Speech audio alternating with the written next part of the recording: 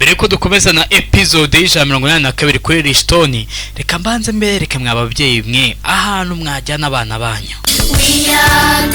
Niba ushaka ko umwana wawe yiga akazamukana imbaduko mu bumenyi, nge nguhitiyemo ishuri The Angels Education School Nyamugabwa mu b'imbere mu gutsindisha mu bizamini bya leta, kuko twigisha mu ndimi Icyongereza, Igifaransa, Ikinyarwanda n'Igiswahili kandi umwana akazivuga neza. Mubyeyi, sigasira ko umwana wawe azabasha guhangana ku isoko ry'umurimo. Babyeyi banduba Gasanze, Kinyinya, Batsinda n'ahandi. Abaturuka Induba mwashyiriweho imodoka izana abanyeshuri ku kigo. Nimwandikisha abana hakiri kare kuko imyanya isigaye ari mbarwa. Duherereye mu murenge wa Nduba muri centre ya Gasanze, hariranga kuko duteganye n'inyubako nkikoreramo sako. Ariko wivunika y'amagara ku 078 890 umunani karindwi icyenda rimwe cyangwa 0783 52 kane gatandatu.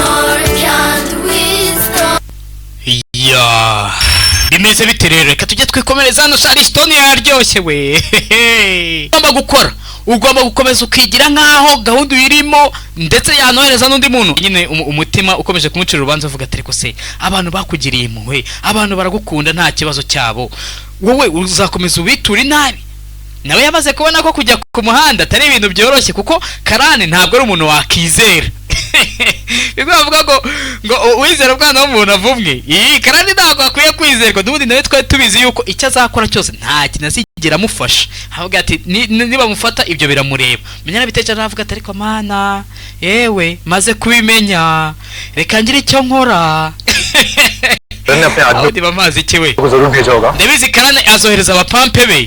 Yanjye acting skills yanjye irarenze nyine, burya azi gukina ibintu byose bijyemo ukavuga ati mbega umwana yahindutse.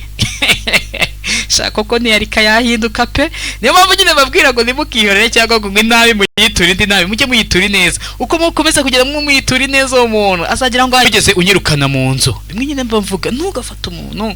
Niyo mpamvu babwira ati abarozi barasengerwa, ntabwo basabirwa kwicwa. Abkelke harna ubukano kanya rero ya bina kele waba ushaka gukina ye fasla to icyo nawe agende mbategura दिया और अर्जुन को technical grounds पे डिस्क्वालीफाई करना है. ugomba kwita uca Diana Arjun kuri technical grounds. Frank urayabona yuko akazi kawe urakabura. Dore ngo baramusiga mu kindi kibazo sasa. Ibintu by'amaruswa hanga twabihagurukiye. Reka tujye tuyisoreza hanga, reka dukomeza n'izindi episode. Ise biraza kugenda bite, mbibutsa ko mbakunda cyane.